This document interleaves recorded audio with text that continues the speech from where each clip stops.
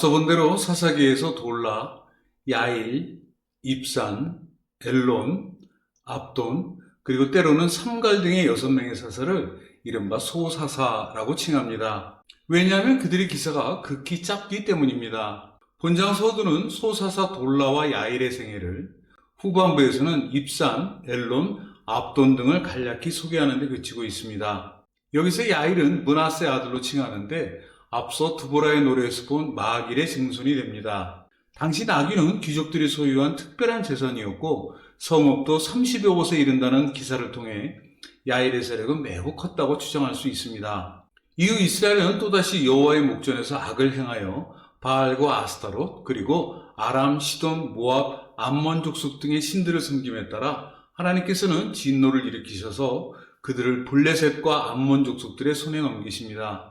그들은 요단강 동편의 길르앗에 있는 아모리 족속의 땅에 있는 이스라엘을 공략하여 18년 동안 억압했고 특히 암몬 족속은 요단강 서편의 유다와 베냐민과 에브라임 등을 침략해 이에 이스라엘은 엄청난 시련에 휩싸이게 됩니다. 결국 이스라엘은 하나님을 버리고 바알을 섬긴 죄를 고백하며 구원을 호소하지만 하나님께서는 이스라엘이 이방 신들을 섬김으로 다시는 이스라엘을 구원치 않겠다고 하시면서 이스라엘에게 그들이 택한 신에게 부르짖어 환난 때에 그들이 이스라엘을 구원하게 하라고 하십니다. 그러나 이스라엘은 모든 행사를 여호와께 맡긴 채 다만 자신들을 구원해 줄 것을 하나님께 간곡히 호소하면서 그들이 세운 일체의 이방신들을 제거하고 다시금 여호와를 섬기게 되는데 하나님께서는 이러한 이스라엘의 형편을 아시고 마음에 근심하시게 됩니다.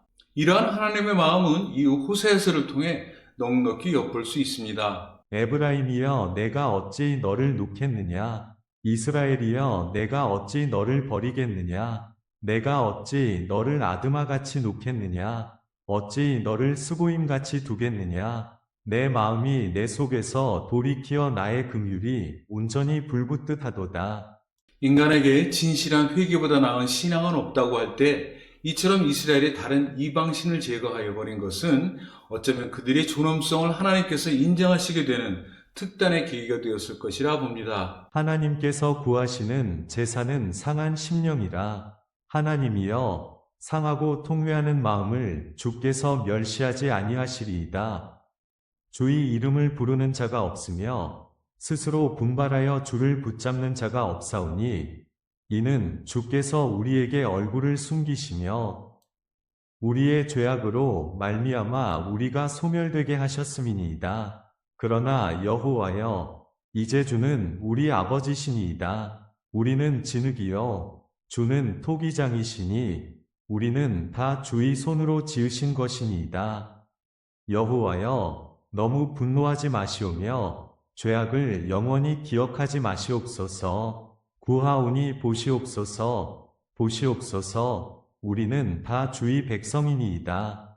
그때 암몬 족속이 길르앗에 진을 치자 이스라엘도 미스바에 모여 진을 치게 됩니다. 이때 길르앗 백성과 방백들이 누가 나와서 암몬 족속과 싸움을 시작하겠느냐고 물으면서 만약 이에 나서는 자가 있다면 그를 길르앗 모든 주민들의 수장으로 삼겠다고 선언합니다. 이때 길르앗 사람 중에 용감한 전사가 있었는데 그가 곧 입다였습니다. 그의 모친은 기생이었고 부친은 길르앗이었습니다. 길르앗은 입다 외에도 여러 아들을 두었는데 그 아들들이 장성해 입다가 천한 기생의 자식이라는 이유에서 그를 내쫓게 됩니다. 여기서 길르앗은 지명 또는 부족의 이름인데 성서기자가 후에 개인적 이름으로 채용한 것으로 생각됩니다.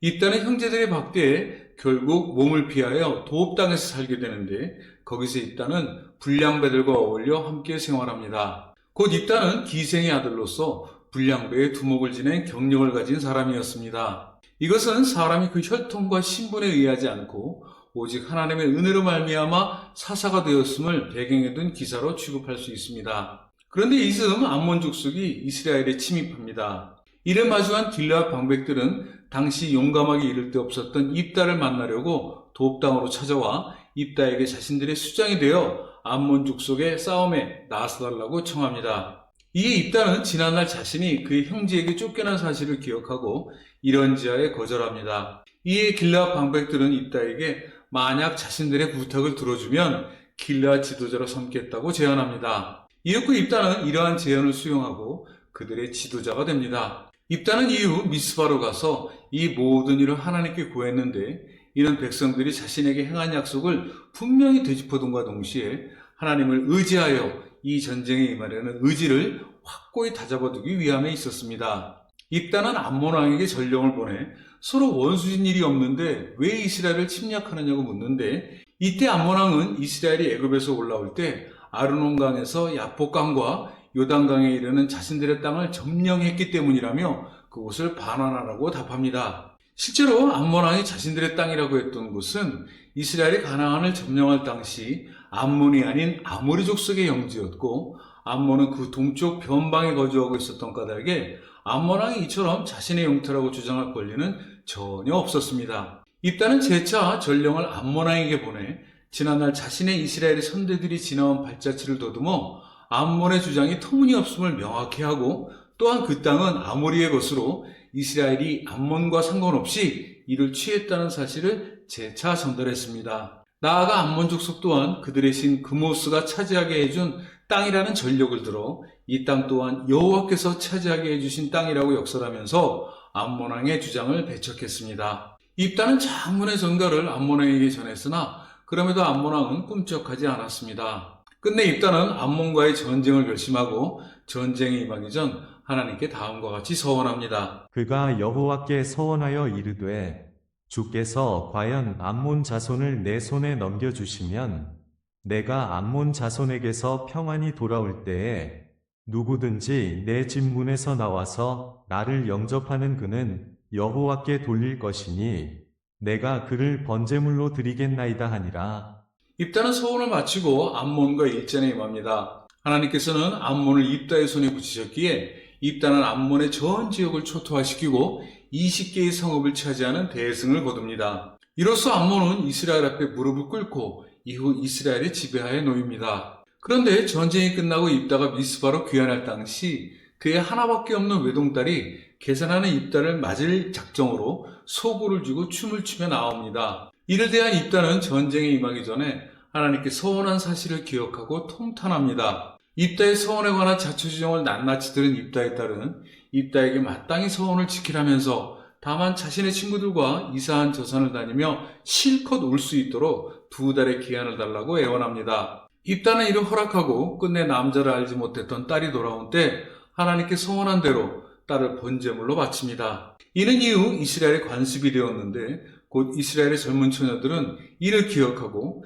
해마다 밖으로 나가 입다의 딸을 생각하며 4일씩 애국하는 전통을 세웁니다. 입다는 기생의 아들로 불량배였던 경력이 있는 인물이었습니다. 그러나 그는 견실한 신앙을 앞세워 이스라엘의 사사가 됩니다. 이것은 하나님께서 사람을 택하시는 것이 혈통과 행위가 아닌 오로지 하나님 은혜로 말미암은 신앙으로부터 비롯된 것임을 예시하고 있습니다. 여호수아서 편에서 본 기생 라합이 이러한 신앙을 통해 예수님의 조상이 된 것도 마찬가지입니다. 그러나 이 기사를 통해 간단한 결의를 맹목적인 서원에 결부한 입다의 미숙한 인격도 간과해서는 안 될 것입니다. 한편 이때 에브라임 지파는 입다에게 몰려와 이전에 기드온에게 행했던 것과 매한가지로 입다에게 암몬 족속을 치러 갈 때 왜 자신들을 부르지 않았냐고 분노하면서 이에 불로써 입다의 집을 사르겠다고 협박합니다. 이러한 협박의 입다는 예전 기드온과는 달리 자신의 암몬과 싸울 때 에브라임에게 자신을 구원하라고 청했음에도